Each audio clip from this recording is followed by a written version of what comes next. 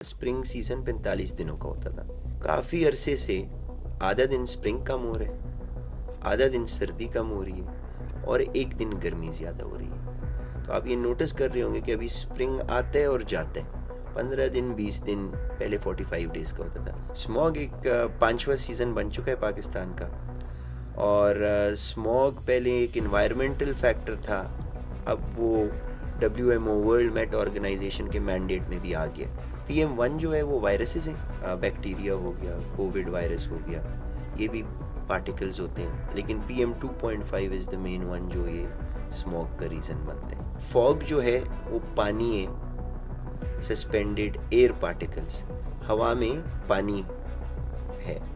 Smog जो है वो हवा में पोल्यूशन है। ये कैनपी इन टेम्परेचर्स की वजह से और वेदर पैरामीटर की वजह से स्ट्रॉन्गर हो रही है इस इलाके में, क्योंकि कंडीशंस ऐसे बन जाते हैं कि वो कैनपी बन जाती है। And air pressure is the main one. जैसे कि रात के टाइम या जब हवा ठंडी होती है तो स्मॉग और भी ज़्यादा हो जाती है, इट्स इवन मोर डेंजरस। और अगर हवा चल रही हो और ये एयर प्रेशर इस तरह का ना बने तो वो डिस्पर्स भी हो जाती है। बच्चों के लिए ज़्यादा थ्रेटनिंग होते हैं, देर हायर एट रिस्क। तो ये स्कूल बंद करना के बहुत से फ़वायदे हैं। एक तो डायरेक्टली आपने बच्चों को एक्सपोजर कम कर दी। दूसरी बात ये है कि सारे बच्चों को स्कूल लाना ले जाना, गाड़ियों का चलना, जितना कम प्रोड्यूस करेंगे उतना कम ट्रैप होगा। तो it is not a bad strategy but not a sustainable. Nonetheless Lahore की एयर क्वालिटी बहुत बुरी है। अस्सलाम वालेकुम and welcome to another episode of तज़ाद कास्ट। आज हमारे साथ हैं जुनैद यामीन भाई और इनसे जानते हैं ये पाकिस्तान के वेदर फिनोमेना के बारे में, स्मोक के बारे में हम बहुत कुछ जानना चाहते हैं। और एक बहुत यूनिक सा बिज़नेस आइडिया है इनका, अपना स्टार्टअप लेकर चल रहे हैं वेदर वाले। आपने ऐप भी यूज़ की होगी, इंटरनेट पे सुना भी होगा, टीवी पर भी आते हैं। तो हम अंडरस्टैंड करने की कोशिश करते हैं कि ये स्मोक का फिनोमेना है क्या, और स्टार्ट करते हैं जुनैद भाई के इनिशिएटिव से। Sir, welcome to the show and thank thank you for joining us. Thank you for having me. Weather वाले क्या है? ये एक इनिशिएटिव है। थोड़ी सी इसके पीछे स्टोरी ये है कि बाखबर किसान एक कंपनी है। बचपन से मेरा दोस्त था and he was doing really well. Weather was a big challenge.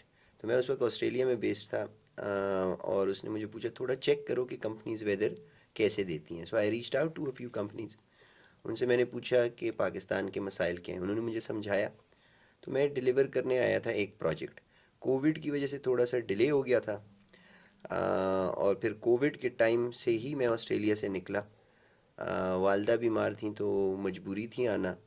और हमारा ये इनिशिएटिव, हमारी डिस्कशन स्टार्ट हुई। मैंने लर्निंग्स शेयर की कि ये प्रॉब्लम्स हैं, डेटा पॉइंट्स नहीं है पाकिस्तान में, सेंट्रलाइज्ड एक डेटा रिपॉजिटरी नहीं है जिसमें ये डेटा आए और डिसीजंस अच्छे और इन्फॉर्मेशन इम्प्रूव हो। वो तकरीबन माशाल्लाह बाखबर किसान 3 करोड़ फार्मर्स को इन्फॉर्मेशन देते हैं। उसमें एक उसका इम्पॉर्टेंट जो इन्फॉर्मेशन है वो वेदर इन्फॉर्मेशन है। लाखों कॉल्स आती हैं उनको हर महीने, और 70% लोग उसमें से किसान भाई हमारे वेदर इन्फॉर्मेशन मांग रहे होते हैं। तो इधर से वेदर वाले स्टार्ट हुआ था। नाम कैसे बना, उसने कुछ दोस्तों से बोला कि जो वेदर वाला प्रोजेक्ट है ये वो वेदर वाले प्रोजेक्ट के लिए हम जुनेद को लेके आए हैं। तो हमने वही नाम रख दिया और हमने अपना सेशन स्टार्ट कर दिया। तो ऑलमोस्ट 2 साल इसको हो गए हैं। 3 साल। 3 साल हो गए हैं, तीन जी साल हो गए हैं। और आप क्या अभी आपके पास, देखें, आपके पास अब पल्स है पाकिस्तान के वेदर की एक तरह से। बिल्कुल सो जी। You are getting real time data. बिल्कुल जी। तो आपको क्या लगा है, कैसा है वेदर? क्या पैटर्न चेंज हो रहे हैं? क्या क्लाइमेट चेंज जिस तरह से हमें बताया जाता है कि यार बिल्कुल। ये हो रहा है, इस तरह से हो रहा है, बिल्कुल। तो आपकी ऑब्जर्वेशन में है वो सब कुछ? बिल्कुल 100% डेफिनेटली। हमने अभी तक with the largest network of weather station, तो हमने सबसे ज़्यादा वेदर स्टेशन पाकिस्तान में तैनात किए हैं, 300। अब 300 वेदर स्टेशन का डेटा आ रहा है, हम उसको देख भी रहे हैं। एक बड़ा मज़ेदार सा, बहुत सारे मज़ेदार डेटा को देखते हैं हम रोज़, और डेटा इतनी कहानियाँ बताता है, इतनी कहानियाँ बताता है कि हम खुद हैरान हो जाते हैं। एक दो कहानियों का मैं जिक्र ये कर सकता हूँ कि बचपन में जुगनू, हाँ, आप भी देखते थे, मैं भी देखता था। स्प्रिंग सीज़न 45 दिनों का होता था। काफ़ी अरसे से आधा दिन स्प्रिंग कम हो रहा है, आधा दिन सर्दी कम हो रही है और एक दिन गर्मी ज़्यादा हो रही है। तो आप ये नोटिस कर रहे होंगे कि अभी स्प्रिंग आता है और जाता है। 15 दिन, 20 दिन, पहले 45 डेज़ का होता था। विंटर भी श्रिंक हो रहा है। अगर आप यही हमारे इस्लामाबाद में 18 स्टेशंस लगे हुए हैं, लोगों के लिए इस्लामाबाद का वेदर एक वेदर है। 18 जोन्स हैं इस्लामाबाद में। अगर आप बनी गाला को देखें, 1500 मिलीमीटर बारिश के करीब हर साल एवरेज है बनी गाला में। उधर से आप कुछ किलोमीटर दूर D12 में आए तो 800 मिलीमीटर बारिश हो जाती है। और जो F9 पार्क है और कुलसूम, इसके दरमियान 1200 mm और 800 mm। तो बारिश का इतना बड़ा डिफरेंस है, टेम्परेचर के डिफरेंसेस। तो डेटा हम देखते रहते हैं, तो definitely there is a change, patterns भी चेंज हो रहे हैं at a micro and macro level. Smoke को कैसे देखते हैं? स्मोक क्या चीज़ है? स्मॉग एक पांचवा सीज़न बन चुका है पाकिस्तान का। और स्मॉग पहले एक इन्वायरमेंटल फैक्टर था, अब वो WMO वर्ल्ड मेट ऑर्गेनाइजेशन के मैंडेट में भी आ गया कि ये वेदर से बहुत ज़्यादा लिंक्ड है। होता क्या है कि क्लाइमेट चेंज की वजह से अगर आप देखें इसको, एक समझ लें ऐसे, हवा का दबाव सबसे मेन फैक्टर। वो हवा का दबाव बनता है और उसको आप समझ लें कैनपी बन गई है। वो जब कैनपी बनती है, उसके नीचे जब बर्निंग, इसमें होता है PM1, PM2.5 और PM10। ये पार्टिकल के साइजेस समझ लें, 1 छोटा, 2.5 उससे बड़ा एंड 10 उससे बड़ा। तो जब ऊपर कैनपी आ गई, इस कमरे में आप स्मोक लगा दें, छत है, जगह बंद है, तो धुआं जमा हो जाएगा। तो इसी तरह वो हवा के दबाव की एक कैनपी बन जाती है और उसमें फिर आप धुआं डिफरेंट सोर्सेज से, गाड़ियों से, क्रॉप बर्निंग से, भट्टियों से, फैक्ट्रियों से, ये सारा धुआं जमा होता जाता है। तो वो लोअर एटमॉस्फेयर में ट्रैप हो जाते हैं, जो हम फिर इनहेल करते हैं। इसमें से सबसे ज़्यादा डेंजरस मेरी इन्फॉर्मेशन के मुताबिक है वो PM2.5, जो जलने वाली जो जो चीज़ें होती हैं उन पार्टिकल्स का, क्योंकि इसका साइज़ ना बहुत बड़ा है और ना बहुत छोटा है, और ये लंग्स में पेनिट्रेट बहुत डीप कर जाते हैं और ये फिर काफ़ी बीमारियों का बायस बनते हैं। PM1 जो है वो वायरसेस हैं, बैक्टीरिया हो गया, कोविड वायरस हो गया, ये भी पार्टिकल्स होते हैं। लेकिन PM2.5 is the main one जो ये स्मॉग का रीज़न बनता है। ये फॉग नहीं है? ये फॉग नहीं है, ये basically suspended particles in the atmosphere हैं। फॉग जो है वो पानी है, सस्पेंडेड एयर पार्टिकल्स, हवा में पानी है। स्मॉग जो है वो हवा में पोल्यूशन है, जिसको हम एयर क्वालिटी इंडेक्स भी कहते हैं। तो एयर क्वालिटी इंडेक्स बेसिकली एक इंडेक्स है, हर मुल्क का अपना इंडेक्स है। US का अपना इंडेक्स है, पाकिस्तान का अपना इंडेक्स है, EPA देखता है इसको, इंडिया का अपना इंडेक्स है। तो समझ लें यूनिट इसका असल में PM2.5 है, उसके ऊपर एक फार्मूला लगाते हैं और AQI की वैल्यू दे देते हैं। तो वो फार्मूला जब लगता है PM2.5 पे, तो US उसको लेट सपोज बताएगा 350। पाकिस्तान के फार्मूला के मुताबिक वो हो जाएगा 300। तो पाकिस्तान की कैलकुलेशन थोड़ी सी नीचे US की कैलकुलेशन से। ये क्या फ़र्क है? मतलब यूएस की डिफरेंट है, पाकिस्तान की डिफरेंट है, पार्टिकल तो वही है। पार्टिकल वही है, उस पार्टिकल पे पार्टिकल बिल्कुल वही है, उसके ऊपर कैलकुलेशन जो हेल्दी एयर की कैलकुलेशन है उसको वेटेजेस दी जाती हैं और ये एक इंडेक्स बनता है। तो हर मुल्क ने अपनी मर्ज़ी से डिफ़ाइन किया हुआ है कि हम इसको गुड एयर कहेंगे, इसको बैड एयर कहेंगे, इसको हैज़र्डस कहेंगे। तो दो जगहों पे होता है कि एक उसकी कैलकुलेशन में फार्मूला में वेटेजेस ऐसे डालते हैं कि वो थोड़ा या नीचे बताता है अपनी इन्वायरमेंट के मुताबिक। तो हर गवर्नमेंट का अपना तरीका होता है इसको कैलकुलेट करने का। Usually environment protection agencies type की ऑर्गेनाइजेशंस होती हैं जो इस फार्मूला को मुल्क के लिए डिफ़ाइन करती हैं। US का थोड़ा सेंसिटिव है, पाकिस्तान और इंडिया के बरक्स। चाइना का भी अपना एक एयर क्वालिटी इंडेक्स है और उसमें डिफरेंट पैरामीटर्स लिए जाते हैं। मेनली ये पार्टिकल जो हैं वो बर्निंग से जो जनरेट होते हैं वो वाले हैं। मेनली PM तो 2.5। ये जो पॉलिटिकल जो हमारी अथॉरिटीज़ हैं जी या सीएम पंजाब हैं, जी इंडियन सीएम पंजाब भी हैं, वो जी भी यही कह रहे हैं कि क्रॉप बर्निंग से हो रहा है ये। जी तो क्या मेन फैक्टर क्रॉप बर्निंग है इसका? बिल्कुल one of the main factors crop burning है। लेकिन आप ये देखें कि गाड़ियाँ एक बहुत बड़ा रीज़न है। गाड़ियाँ, सिर्फ गाड़ियाँ नहीं, ऑल व्हीकल्स, मोटरसाइकिलें हैं, रक्शे हैं, गाड़ियाँ हैं, बसेस हैं, ट्रक्स हैं, they are a major contributor to, not just फसल को जलाना। इसके अलावा भट्टियाँ हैं, इंडस्ट्रीज़ हैं। तो ये देखिए सारे फैक्टर्स जब मिलते हैं और आबादी ज़्यादा हो रही है, इसको बहुत बेहतर तरीके से एट अ कम्युनिटी लेवल भी मैनेज कर सकते हैं। All of community approach, government की पॉलिसी, गवर्नमेंट के rules, and there is another part जिसको हम कहेंगे कि community, all of community approach. मैं ऑस्ट्रेलिया में, मैं जैसे आपको पहले भी जिक्र कर रहा था, काफ़ी टाइम रहा हूँ। अगर उधर कोई भी इस तरह की गवर्नमेंट की तरफ से मैंडेटेड पॉलिसी आती है, उसकी इम्प्लीमेंटेशन भी बहुत अच्छी है, लेकिन साथ साथ कम्युनिटी भी एक्टिवेट हो जाती है। जब उधर ड्राउट सीज़न, मैं गया था 2008-9 में, ड्राउट सीज़न था, तो मैं कुछ लोगों से बात कर रहा था और बर्तन धो रहा था, उधर खुद धोने पड़ते थे। तो बर्तन धो रहा था तो नलका खुला रखा हुआ था और मैं साबुन लगा रहा था, तो उन्होंने कहा यार ये सिंक भरो, पानी की कमी है। अब उधर मुझे पुलिस नहीं पकड़ सकती, घर के अंदर था, लेकिन उधर वो एहसास है लोगों में।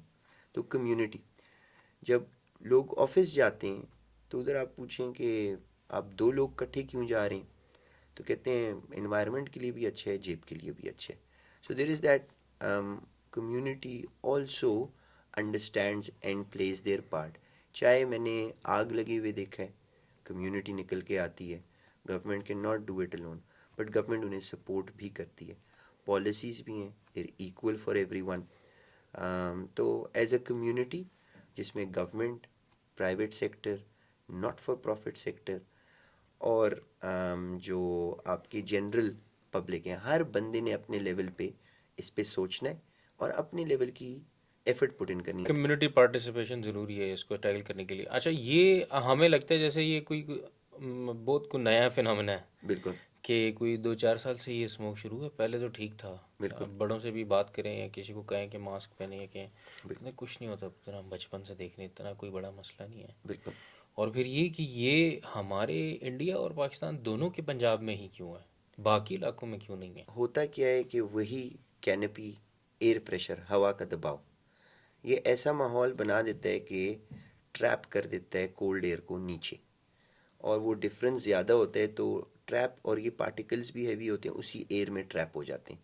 तो ये आपकी एटमॉस्फेयर में, एक तो हम दो बातें, एक तो हम डिफरेंट सोर्सेज से कार्बन एमिशन ज़्यादा हो रही है, आबादी ज़्यादा हो रही है, गाड़ियाँ ज़्यादा हो रही हैं, डिमांड ज़्यादा हो रही है, ईंट भी ज़्यादा बनानी पड़ती है, बिजली भी ज़्यादा इस्तेमाल हो रही है, वो भी रिन्यूएबल एनर्जी सोर्सेज नहीं है। तो एक तो एमिशंस जनरली ज़्यादा हो गई हैं। It is important to understand, आबादी ज़्यादा होगी और आप रिन्यूएबल सोर्सेज पे, सस्टेनेबल सोर्सेज पे नहीं जाएंगे तो एमिशंस भी ज़्यादा होंगी।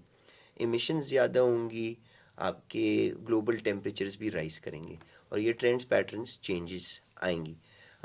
2016 और इस टाइम पे भी एक स्मॉग की एक लेयर आई थी, 16-17 गालिबन, लोग ही बताते हैं। लेकिन ऑब्वियसली ये कैनपी इन टेम्परेचर्स की वजह से और वेदर पैरामीटर की वजह से स्ट्रॉन्गर हो रही है इस इलाके में, क्योंकि कंडीशंस ऐसे बन जाते हैं कि वो कैनपी बन जाती है, and air pressure is the main one. और हवा, भारी हवा ज़मीन के पास रहती है, उसी में फिर ये पार्टिकल, जैसे कि रात के टाइम या जब हवा ठंडी होती है तो स्मॉग और भी ज़्यादा हो जाती है, इट्स इवन मोर डेंजरस। और अगर हवा चल रही हो और ये एयर प्रेशर इस तरह का ना बने तो वो डिस्पर्स भी हो जाती है। तो एक हम प्रोड्यूस ज़्यादा कर रहे हैं, ऊपर से कैनपी बन रही है, और फिर उसी कैनपी के अंदर ज़्यादा एक्टिविटी भी हो रही है, तो it gets even more dangerous. Uh, India और पाकिस्तान और ख़ास ये पंजाब के इलाकों के बारे में इसलिए पूछ रहा हूँ कि क्या इसमें जोग्राफ़ी या टेरेन का भी कोई लेना देना है कि यार हवा का प्रेशर यहाँ पे कोई ख़ास है जो यहाँ के स्टक हो जाती है सारी। बिल्कुल कराची में इस तरह से नहीं है, बिल्कुल बलूचिस्तान में नहीं है, और बिल्कुल इंडियन गुजरात में नहीं है, मुंबई जी में नहीं है, बिल्कुल नॉर्दर्न पार्ट्स में है, बिल्कुल ऊपर जो पहाड़ों के करीब है। ये कोई बिल्कुल। ख़ास जोग्राफ़ी का भी इसमें कोई रोल जी, है? ज्योग्राफी का बिल्कुल रोल है। अब देखें कराची जो है ना, वो समंदर के पास है, समंदर जो होता है वो कार्बन सिंक होता है, मतलब वो कार्बन CO2 और ये सारी चीज़ें एब्जॉर्ब करते हैं, पानी एंड समंदर। दरख्त एक और फैक्टर है। दूसरी चीज़ है, सबसे बड़ी चीज़, जब हवा चलती है, गर्म हवा ठंडी होती है, सर्कुलेशन होती है, तो वो कैनपी नहीं बनती। तो कराची बीइंग कोस्टल समंदरी इलाका है, तो हवा भी बहुत चलती है समंदर की वजह से। गंदी हवा या कार्बन पानी एब्जॉर्ब भी कर देता है, तो वो, और जब सर्कुलेशन हो रही होती है हवा की, तो वो ट्रैप नहीं होती। बिल्कुल इसी तरह समझ लें कि ये कमरा है, इधर आप एग्जॉस्ट लगा दें तगड़ा सा, वो एग्जॉस्ट भी साथ में आपको हेल्प कर रहा हो, उसके बाहर एक फ़िल्टर भी लगा दें, तो एग्जॉस्ट भी लगा हुआ है यानी हवा चल रही है, बाहर एक पानी आपका नेचुरल कार्बन सिंक है, फ़िल्टर समझ लें, तो इधर उतनी हवा गंदी नहीं जमा होगी। एज अपोज टू दरवाजे बंद कर दें, कोई एग्जॉस्ट ना लगाओ, तो ये ट्रैप हो गई एयर। तो जब जितनी ट्रैप होगी इसमें बंदे डालते रहें और प्रोड्यूस करते रहें, तो वो ज़्यादा होता जाएगा, और ये हर साल इंक्रीज़ हो रहा है। इस साल बल्कि हमने ये तो हाईएस्ट नंबर्स देखे हैं, लास्ट ईयर भी थाउजेंड थाउजेंड वाले नंबर्स हमारी नज़र से नहीं गुजरे। बिल्कुल इस साल ज़्यादा है लास्ट फ्यू ईयर से। मैं भी डेटा साथ लाया नहीं हूँ, 2016-17 में भी काफ़ी ज़्यादा था, लेकिन पिछले कुछ सालों का, क्योंकि मैं कल परसों ही देख रहा था, इंक्रीजिंग ट्रेंड है, 10% से ऊपर जा रहे हैं। ये लॉकडाउन करते हैं, बंद कर दें फ़िलहाल? देखें, अभी तो अगर किए है तो बहुत अच्छा किए, क्योंकि बच्चों के लिए, मैं डॉक्टर तो नहीं हूँ, लेकिन जो रिसर्च बोलती है, वनरेबल यानी जिन लोगों के लंग्स के पहले से प्री एग्जिस्टिंग कंडीशंस हैं, बच्चों के लिए ज़्यादा थ्रेटनिंग होते हैं, देर हायर एट रिस्क। तो ये स्कूल बंद करना के बहुत से फ़वायदे हैं। एक तो डायरेक्टली आपने बच्चों को एक्सपोजर कम कर दिए। दूसरी बात ये है कि सारे बच्चों को स्कूल लाना ले जाना, गाड़ियों का चलना, जितना कम प्रोड्यूस करेंगे उतना कम ट्रैप होगा। तो it is not a bad strategy, but not a sustainable. Good strategy disaster के पर्सपेक्टिव से अच्छी स्ट्रैटेजी है, लेकिन लॉन्ग टर्म में इसका हल ढूंढना पड़ेगा। लॉन्ग टर्म पे हल क्या है, आप क्या समझते हैं? हल सबसे पहले तो बेसिक लेवल पे कि ये धुआं किसी तरह से कम करें, उसके सॉल्यूशंस ऑब्वियसली, और सिर्फ अर्बन सेंटर्स में सारी पॉपुलेशंस कंसंट्रेट ना करें, दरख्त लगाएं, प्रॉपर प्लानिंग करें। कार्बन एमिशन यानी अगर इलेक्ट्रिक सोलर की एनर्जी इस्तेमाल हो के इलेक्ट्रिक व्हीकल्स आती हैं और वो चलती हैं, तो इन सारी चीज़ों को, मल्टीपल फैक्टर्स हैं, उन सबको देखना पड़ेगा, प्लान करना पड़ेगा, और उसके लिए गवर्नमेंट का काम ही किया है कि ऐसी पॉलिसीज़ लेके आएँ जिनसे इन चीज़ों में रिलीफ मिले। Better planning, carbon sinks produce करना, जिन भट्टियों बहुत धुआं प्रोड्यूस कर रहे हैं, उनको या बोलना कि इस धुएं को कैप्चर करें, उससे कार्बन बनाएं, और या वो भट्टियाँ बंद कर दें, बिकॉज़ बहुत ज़्यादा पोल्यूशन आती है उनसे। नहीं, इससे तो रोज़गार का मसला नहीं बनेगा लोगों का, कैसे देखें, करेंगे आप, कैसे टैकल करेंगे? अ, गरीब मुल्क है, इन्वेस्टमेंट हमारे पास नहीं है, इलेक्ट्रिक गाड़ियों पे जाना एक महंगा शौक है, बहुत महंगा काम है। बिल्कुल महंगा काम है। तो इसका मतलब ये तो बहुत टाइम लग जाएगा हम लोगों को। बिल्कुल, तो एक एडेप्टेशन हो गई, इसके साथ रहना कैसे सीखना है, और टेम्प्रेरी सॉल्यूशंस क्या क्या लेके आ सकते हैं, वैसे भी हैं टेम्प्रेरी सॉल्यूशंस। एक, इसको मिटिगेट करना है, कम करके इसके ग्रोइंग रेट को आहिस्ता करना है, आहिस्ता करने के बाद रोकना है और फिर वापस भी लेके जाना है। जिससे हम डिटेक्ट करते हैं स्मोक को, या AQI इंडेक्स जिसको कहते हैं, जी।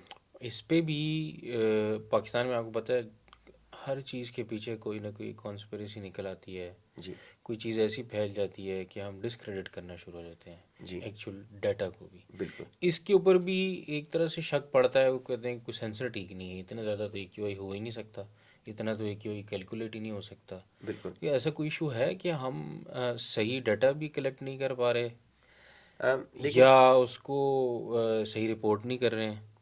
बिल्कुल, डेटा मेरा ख्याल है जो सेंसर्स लगे हुए हैं 2-3 कंपनी के, हम डेविस के लगाते हैं, बाकी भी कंपनीज हैं जिनके सेंसर्स लगे हुए हैं। सेंसर का मसला नहीं है, 2-3 चीज़ें होती हैं, उनको अंडरस्टैंड करना होता है एक होती है, जैसे हमारे सेंसर में एक सेटिंग है, वुड स्मोक एडजस्टमेंट। ठीक है, ये चीज़ इम्पॉर्टेंट है अंडरस्टैंड करने के लिए। जिसका सेंसर लगा हुआ है, वुड स्मोक एडजस्टेड है कि नहीं है। होता क्या है कि किसी लोकल जगह पे, जैसे हम I9 में हमारा ऑफिस है, उधर इधर भी आग लग जाती है, उधर भी कूड़ा भी जला रहे होते हैं, वो धुआं भी AQI में काउंट होता है। डायरेक्ट धुआं या उस इलाके में धुआं ज़्यादा हो जाता है। तो sensor is able to detect कि ये जो AQI ठीक तो कह रहा होता है कि ये PM2.5 बहुत ज़्यादा है, लेकिन वो नेचुरली फायर लगी हुई है जिसकी वजह से ज़्यादा आ अच्छा, रहा है। वो कंट्रीब्यूटिंग फैक्टर हाँ, है। तो लोकल जो फायर लगी होती है वो उसकी भी रीडिंग ले रहा होता है। जब आप वुड स्मोक एडजस्टमेंट कर देते हैं तो उस वाली रीडिंग को हटा के नॉर्मल AQI या PM2.5 की बात कर यानी रहा वो होता है। एक्यूमुलेटेड लेता है सबका, यानी जी। एवरेज जो है। दूसरी जो बात है कि वो US का रिपोर्ट कर रहा है, पाकिस्तान का रिपोर्ट कर रहा है या चाइना को रिपोर्ट कर रहा है, वो कौन सा इंडेक्स रिपोर्ट कर रहे हैं। तो that is a very important thing to understand. अगर वो पाकिस्तानी AQI रिपोर्ट कर रहा होगा वो थोड़ा सा कम बताएगा, और अगर वो US का रिपोर्ट कर रहा है तो वो थोड़ा ज़्यादा बताएगा। तो मल्टीपल फैक्टर्स हैं। दूसरी बात ये, एजुकेशन बहुत इंपॉर्टेंट है। वो लोग ये जो सेंसर ऑपरेट कर रहे हैं, जब अथॉरिटीज़ भी थोड़ा बहुत शोर मचाती हैं, वो यही कहती हैं कि सेंसर ख़राब से ज़्यादा इन सेटिंग्स को और रिपोर्टिंग स्टैंडर्ड्स को फॉलो किया जा रहा है या नहीं। बट नंदलेस लाहौर की एयर क्वालिटी बहुत बुरी है। स्मोक टावर हम सुन रहे हैं कि कहीं इंस्टॉल भी किए गए हैं, और ये क्या ये सेंसर है मॉनिटरिंग के लिए है, ये कोई हल है इसको किसी हद तक कम करने का, यही कैसे काम करता है? ये बिल्कुल, आप जैसे कमरे में ह्यूमिडिफायर लगा देते हैं, एयर क्लीनर कह दें, एयर प्योरीफायर कह दें, तो ये डिफरेंट टाइप की इसमें भी टेक्नोलॉजीज़ हैं। एक है आयोनाइजेशन टेक्नोलॉजी, जो एग्जिस्ट करती है, इंडिया ने भी बनाई हुई है, चाइना ने भी बनाई हुई है, बाकी कंट्रीज़ ने भी बनाई हुई है। होता क्या है इसमें कि नेगेटिव चार्ज्ड पार्टिकल्स करंट देते हैं, और वो नेगेटिव चार्ज पार्टिकल्स हवा में जाते हैं। जब वो हवा में जाते हैं, वो जैसे स्टैटिक नहीं होता, बालों में आप आते हैं तो चिपक जाते हैं, चार्ज होता है। चार्ज होते हैं, तो समझ लें उसी तरह चार्ज होता है।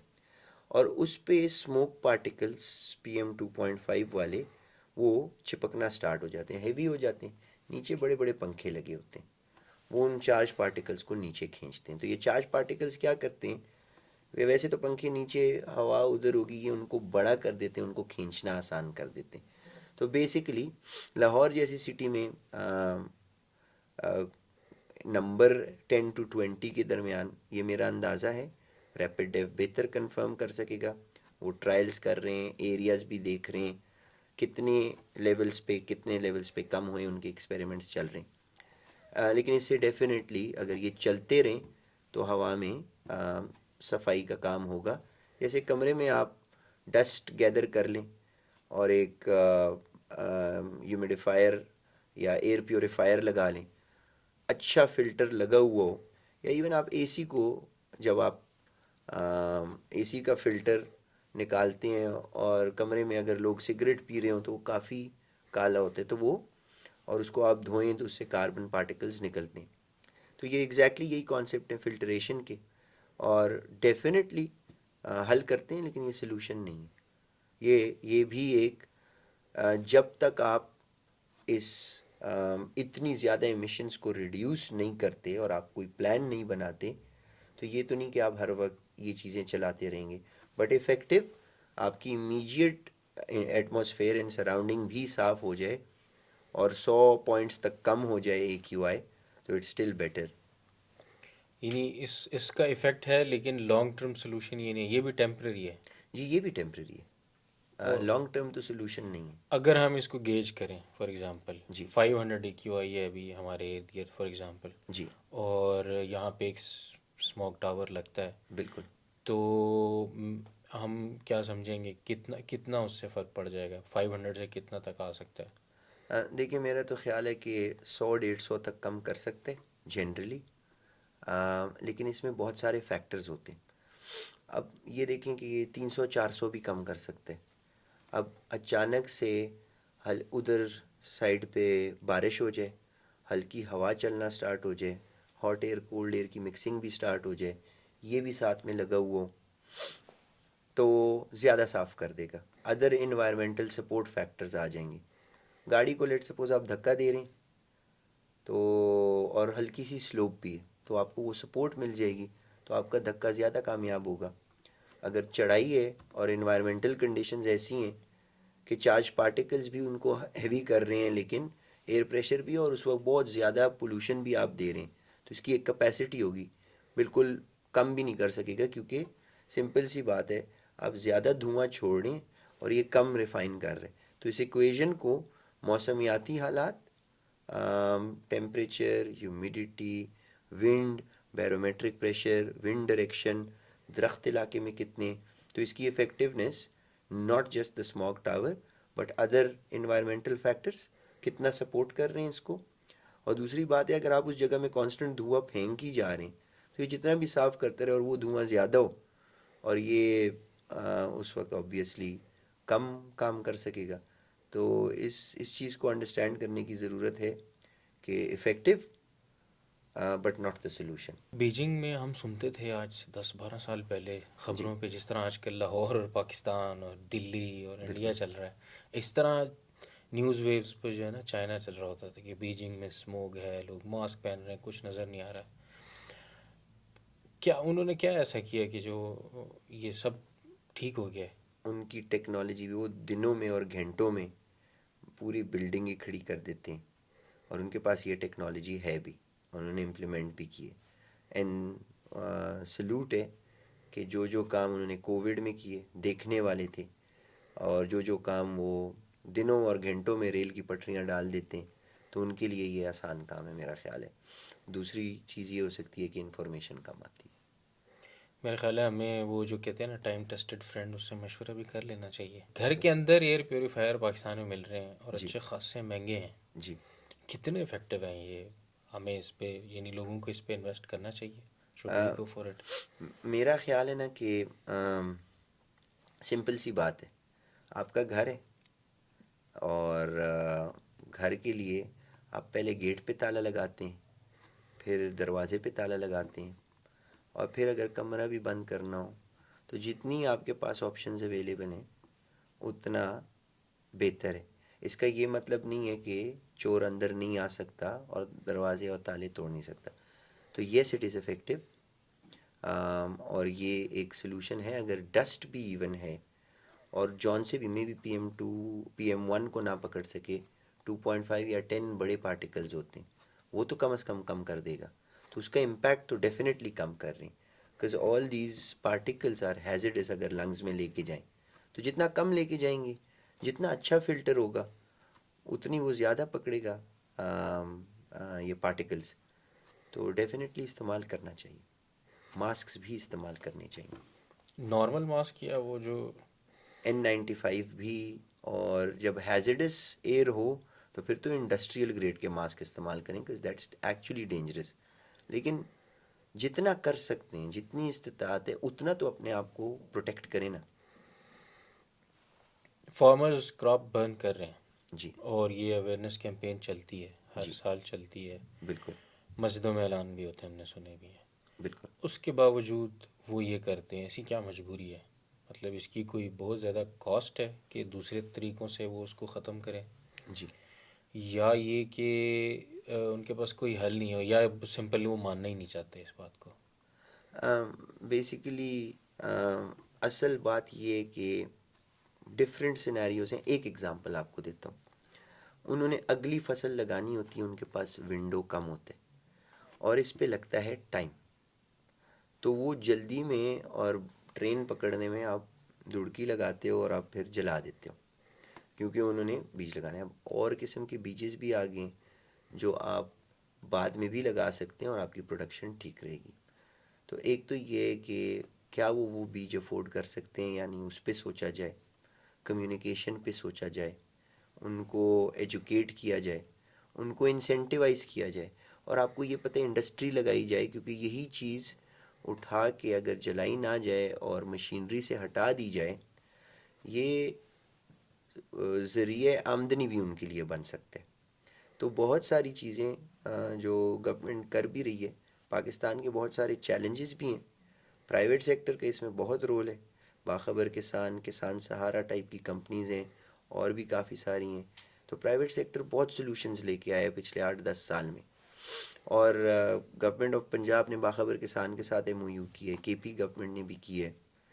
तो इस तरह गवर्नमेंट भी अब स्लोली, पीएमडी हमारे जैसे पार्टनर्स हैं, हमारी भी एनडीएमए के साथ पार्टनरशिप है।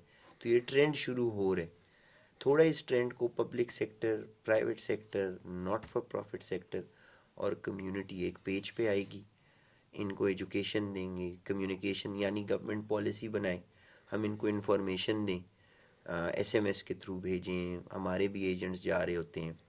इनको इंसेंटिवाइज करें कि आप ऐसे ना करें। सप्लाई चेन गवर्नमेंट बनाने में हेल्प करे, वैल्यू चेन पे काम करे कि ये इनसे चीज़ें ख़रीदे, इससे बहुत कुछ बन सकता है जो आगे इस्तेमाल, जैसे रॉ मटेरियल या ये जो जलाते हैं ये और जगहों के लिए एक इनपुट बन सकता है, और चाहे कम पैसों पे से ही एक आमदन का ज़रिया बन सकता है।